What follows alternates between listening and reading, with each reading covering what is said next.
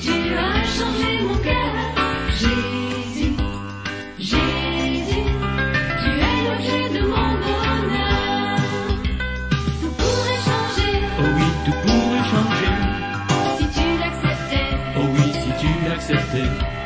Tout pourrait changer, Oh oui, tout pourrait changer. si aujourd'hui ton cœur, tu lui donnais. Jésus, Jésus.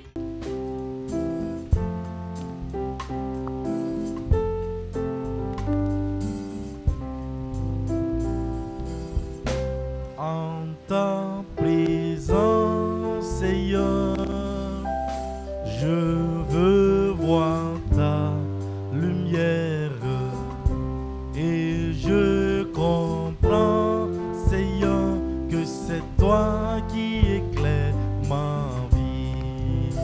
Ta présence, en ta présence, Seigneur, je veux voir ta lumière.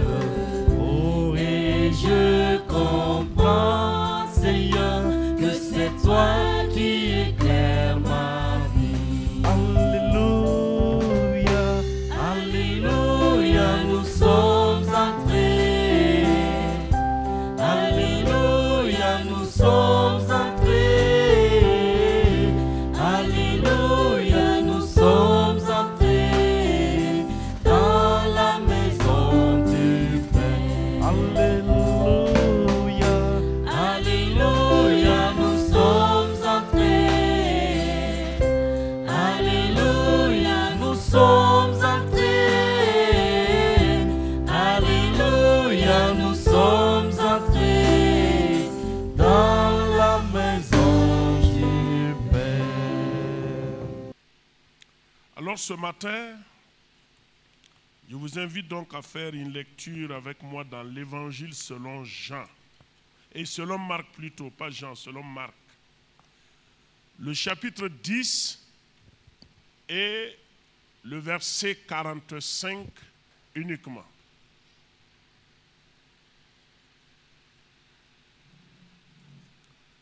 Marc au chapitre 10.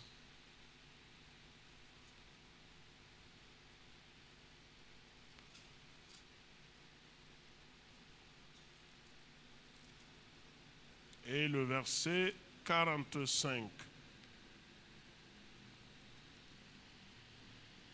Il est dit là-bas, car le Fils de l'homme est venu, non pour être servi, mais pour servir et donner sa vie comme la rançon de plusieurs.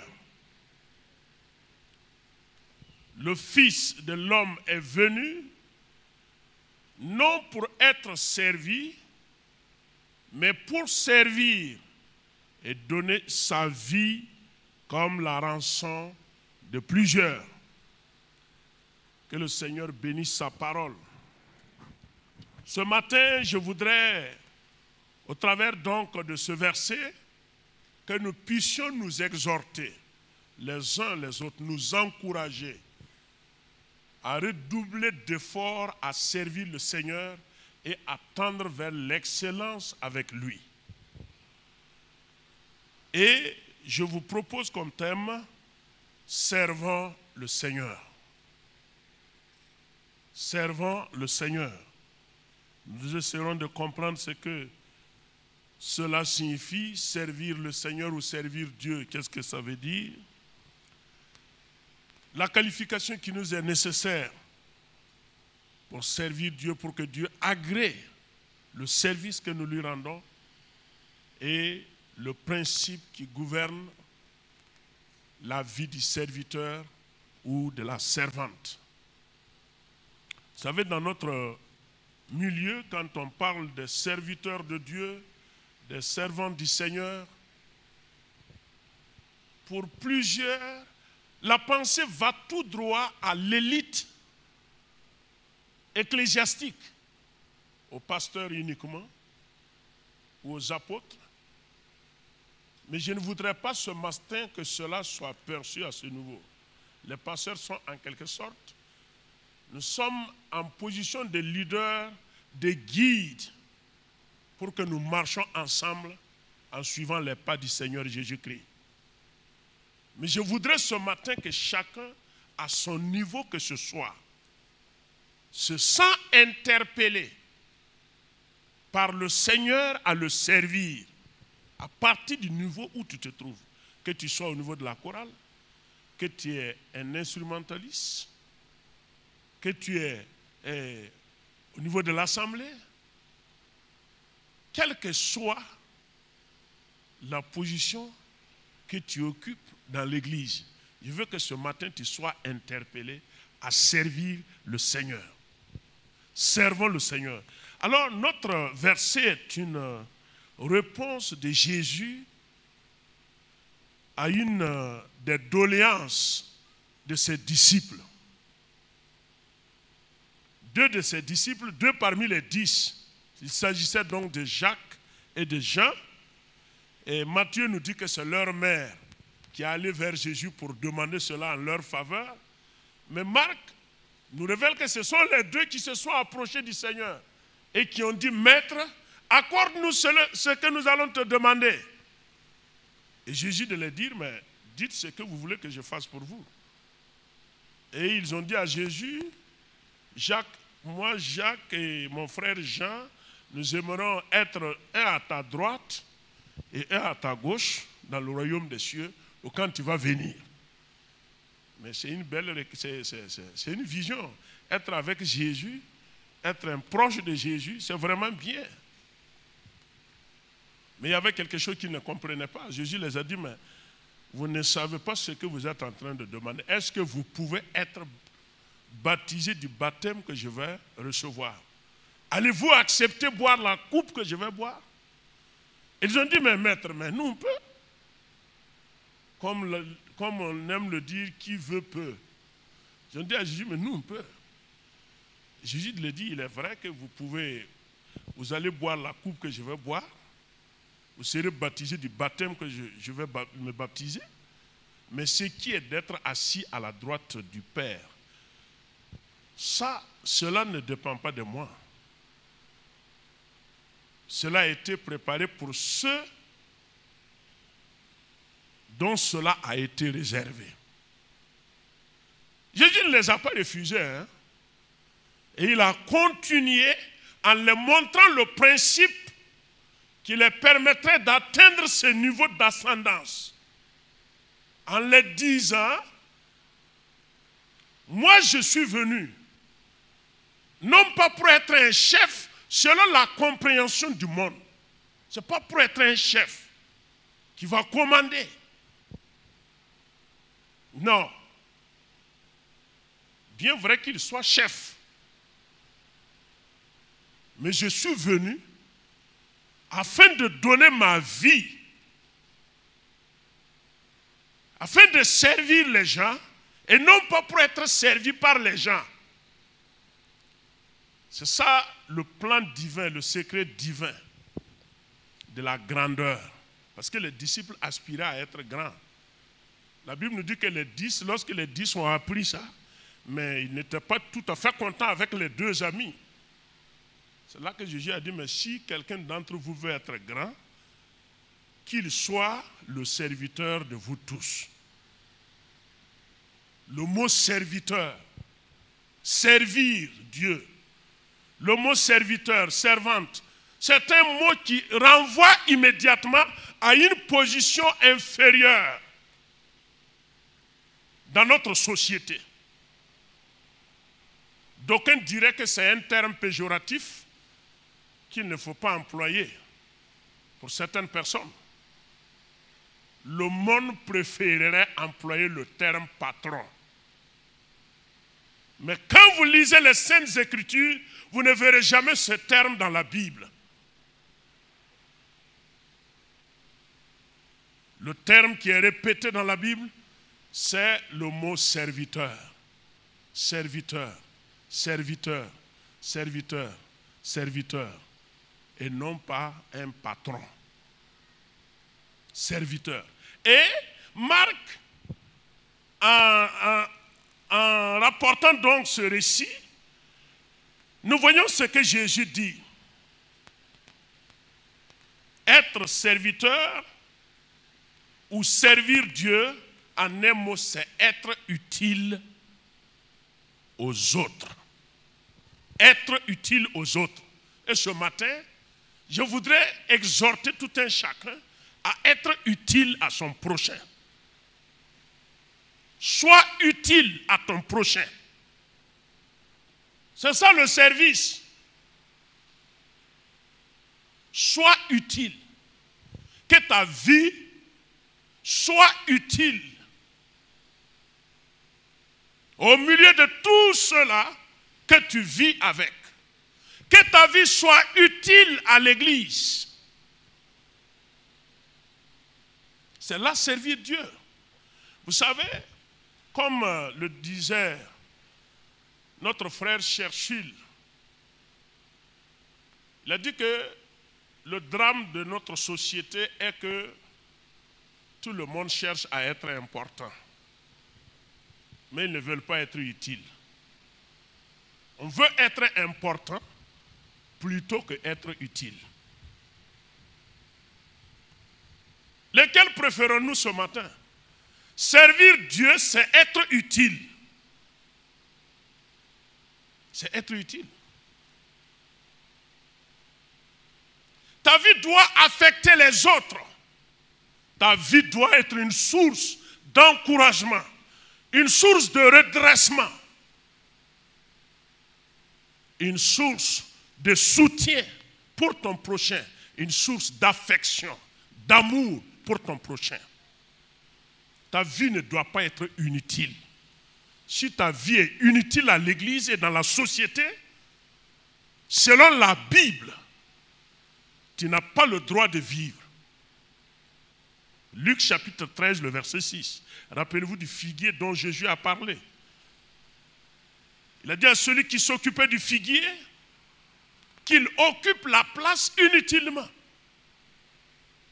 Et que l'ordre était donné pour que ce figuier-là soit enlevé de sa place. Et le jardinier, plein de compassion,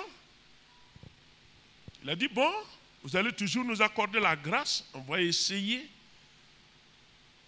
d'accompagner encore ce jeune figuier-là pour l'année à venir. Si toutefois il ne produit pas de fruits, le quitus est donné pour qu'il soit déraciné. Et le figuier a toujours été le symbole ou l'image du peuple d'Israël ou de la vie de l'homme qui doit être utile et porter des fruits pour les autres. C'est ça que Jésus a dit. Je suis venu non pas pour être servi. Ce n'est pas pour être important, c'est pour être utile. Et on ne peut pas être utile à Dieu, utile à la société, utile à l'Église et ne pas être important aux yeux de Dieu. Mais on peut être important à la société et ne pas être utile à Dieu. C'est ça le problème.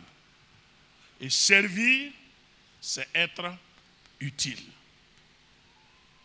Pose-toi la question ce matin. Veux-tu être utile à l'Église? Il ne faut pas dire qu'à l'Église, c'est un groupe où c'est juste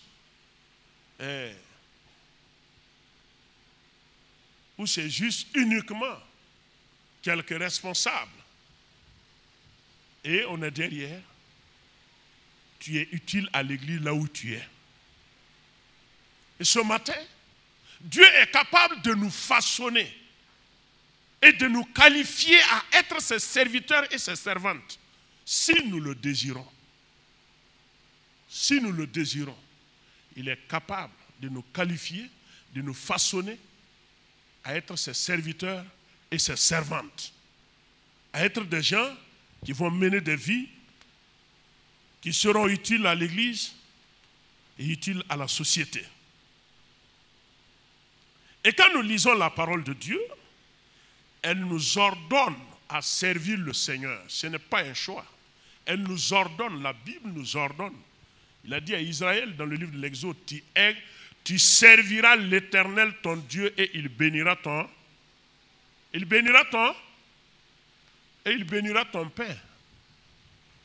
Tu serviras l'Éternel ton Dieu, il bénira ton pain. Tu seras utile à ses yeux et utile à la société au milieu de laquelle tu vis. Et l'Éternel te bénira. C'est dans ce sens que Josué avait dit à Israël, qui allez-vous servir? Les dieux qu'ont servi vos ancêtres au-delà du fleuve Jourdain? Ou allez-vous servir le Dieu d'Israël? Après avoir fait un répertoire historique de la fidélité de Dieu envers la maison d'Israël, et à la conclusion, il dit, aujourd'hui, choisissez qui vous allez servir. Et que si vous ne trouvez pas bon de servir l'Éternel, moi, Josué et ma maison, nous allons servir l'Éternel, le Dieu d'Israël. Nous serons utiles à Dieu et utiles à notre société. Et Dieu cherche ce matin des serviteurs, il cherche des servantes. C'est pourquoi quand vous regardez, quand Dieu appelle les pasteurs, d'aucuns se disent, ils sont déjà nombreux, comme moi par exemple. Quand Dieu m'appelait, j'ai dit à Dieu, mais il y a trop de pasteurs. Si ces gens allaient prêcher l'évangile, tout le Burkina serait quadrillé. Donc, moi, ma vocation, ça n'a plus sa raison d'être. J'ai été surpris quand Dieu m'a parlé. J'ai appelé et je continuerai à appeler. Si tu vas obéir et faire ma volonté, vas-y. Si tu ne vas pas obéir, vas-y. Ah oui. Il va continuer à appeler. Dieu est en train de chercher des serviteurs. Il cherche des servantes. Il ne cherche pas des gens importants. Il cherche des gens utiles. Des gens qui veulent être utiles. Il ne cherche pas des gens importants. Il cherche des gens qui veulent être utiles. Et il les façonnera, il les qualifiera et ils seront utiles à l'Église et utiles pour la société. C'est ça la Bible nous exhorte et l'apôtre Paul dit aux Romains le chapitre 12. Paul nous dit là-bas, ayez du zèle et servez le Seigneur. Ayons du zèle et servons le Seigneur. Et quand nous continuons à servir Dieu également, c'est vivre pour lui. Selon Romains 14, le verset 7. C'est vivre pour Dieu. Et l'apôtre Paul le dit clairement, si je vis, si nous vivons pour le Seigneur. Et si nous mourons pour le Seigneur. Quoi que nous vivons, quoi que nous mourons, nous sommes au Seigneur. Servons le Seigneur. Soyons utiles. Que chacun de nous ce matin s'interroge. Qu'est-ce que je dois faire pour être utile à l'Église, pour être utile à la société, à mes voisins? Il est temps, mes frères, il est temps, mes sœurs, il est temps, mes amis. Il est temps que nous sachions et que nous acceptons que Dieu attend de nous pour que nos vies affectent notre société. Il est grand temps. L'heure n'est plus au moment de faire des débats, de chercher à dire qui est important, qui est quoi. Ça c'est révolu. Laissons les débats stériles, les discussions inutiles.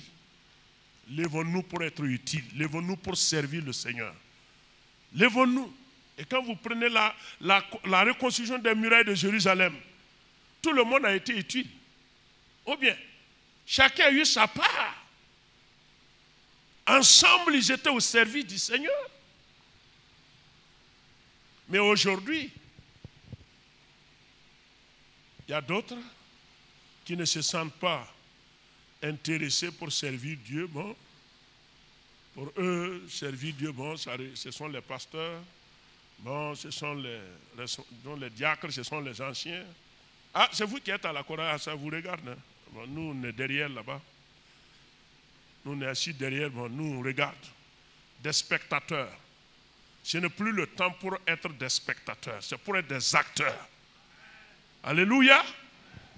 C'est le temps pour être un acteur. Cessez d'être des spectateurs dans l'église. Soyez des acteurs dans l'église. Et soyons des acteurs dans la société. C'est là que nous allons glorifier le Seigneur. Et pour servir, comme je le dis, le monde n'aime pas le mot serviteur, le mot servante, parce que ça renvoie à une idée d'esclavage. C'est comme si tu es au banc de l'échelle. Comme si tu es au banc de l'échelle. Cependant, c'est le principe divin pour la grandeur. C'est ça. C'est ce que Jésus a dit. C'est pourquoi pour être serviteur ou servante, il faut être humble. Il faut être humble pour pouvoir servir. Et c'est pourquoi Jésus a dit, je suis venu donner ma vie. Et Paul nous dit qu'il s'est humilié, il s'est dépouillé, il a pris la forme d'un serviteur. Philippiens chapitre 2.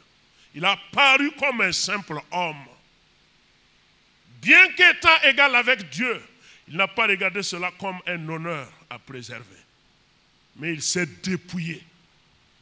Il s'est humilié. Et l'humilité est le caractère distinctif du serviteur.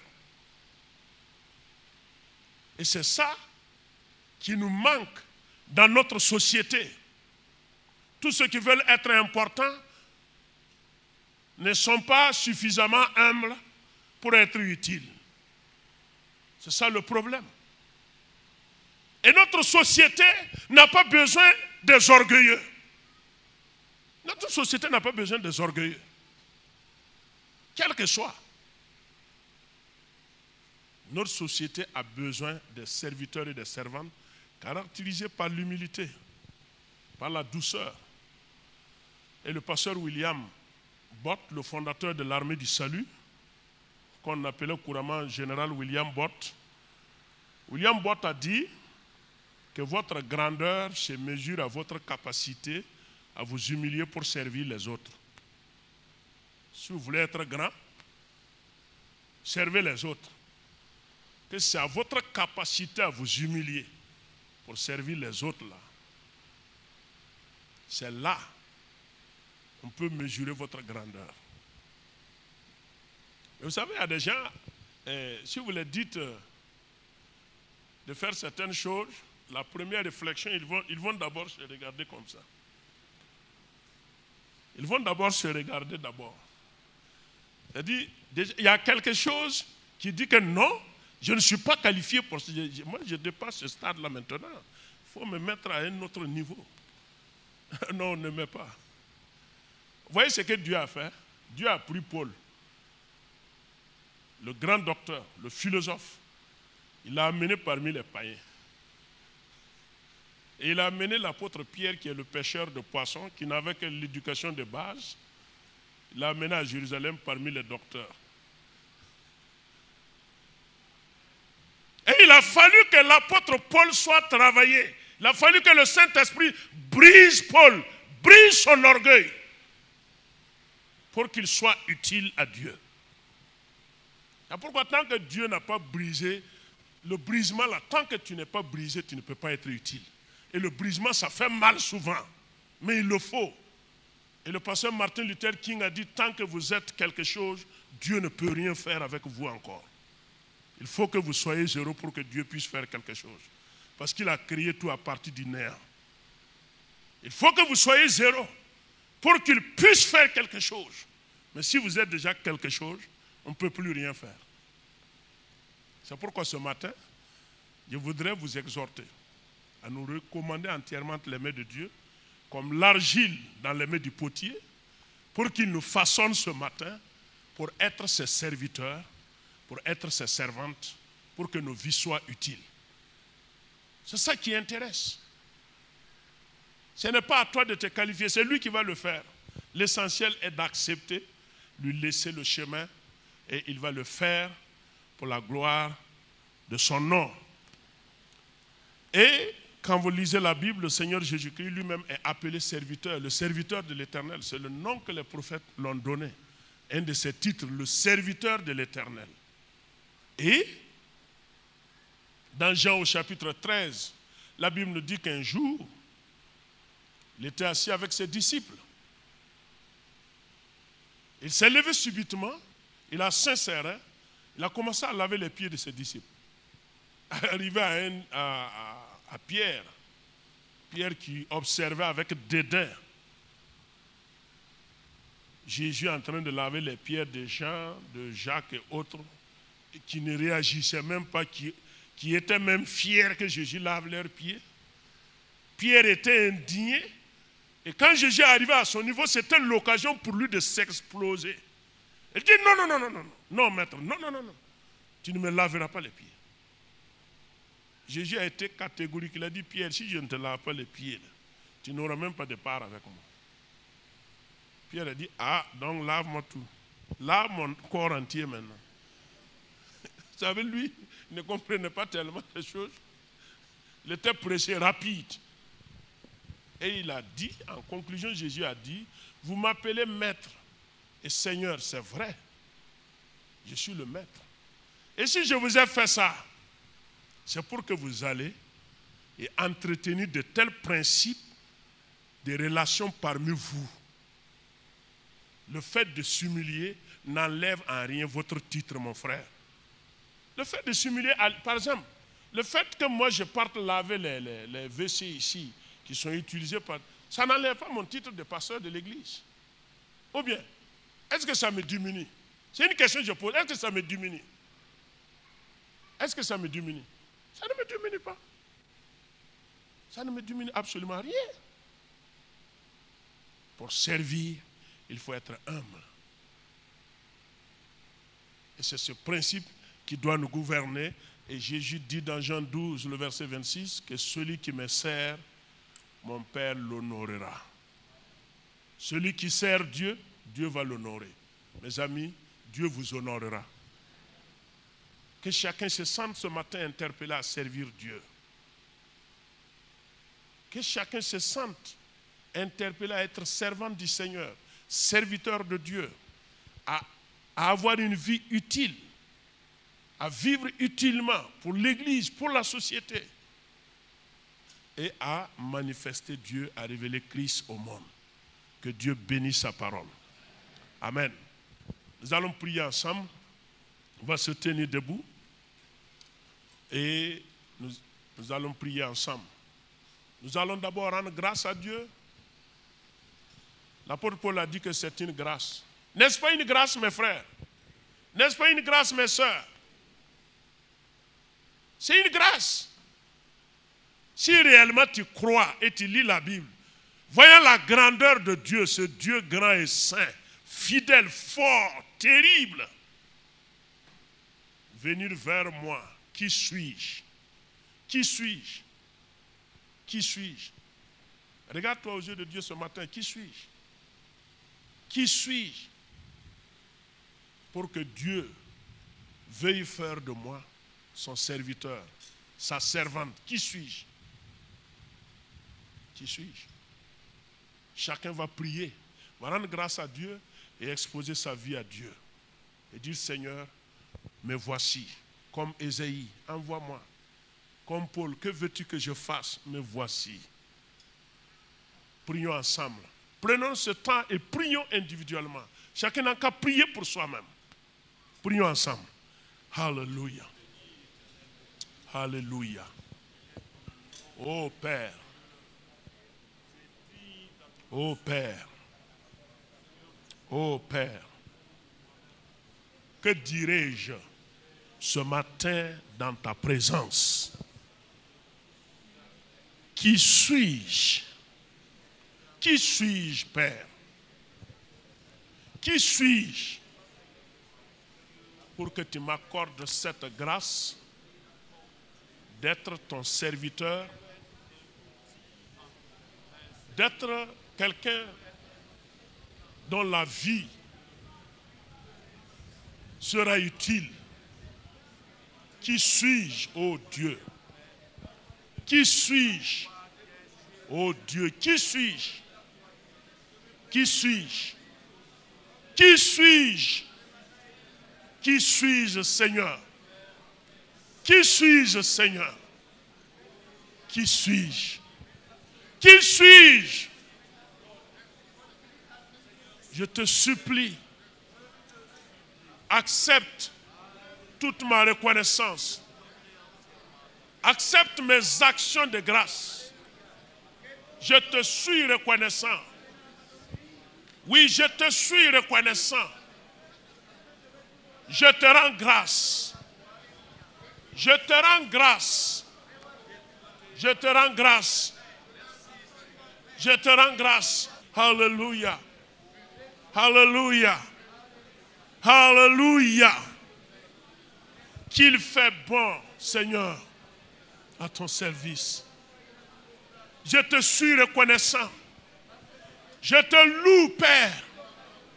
Je te glorifie. À toi la gloire. À toi la gloire dans ma vie. À toi la gloire. À toi la gloire. À toi la gloire. Alléluia. À toi la gloire.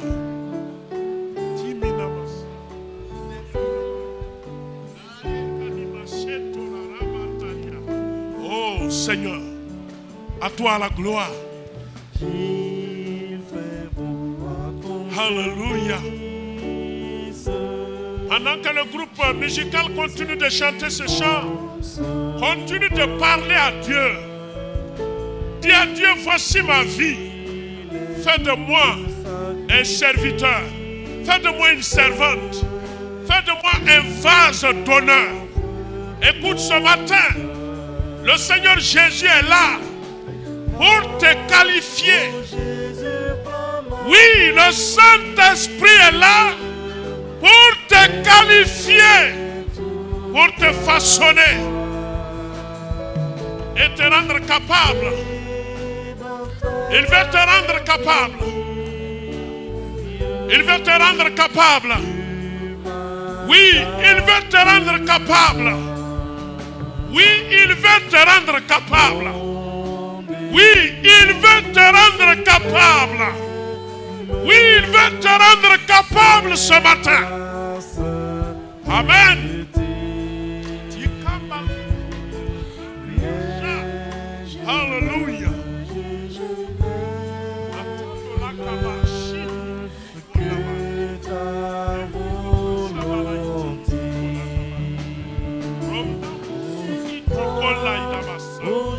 Alléluia.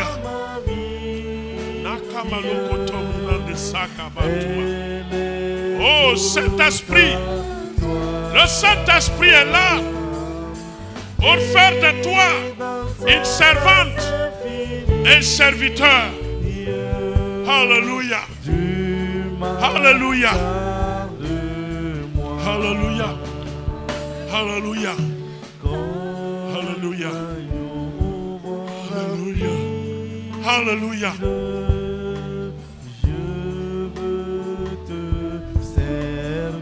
Oui, je vais te servir, Seigneur. Voici ma vie.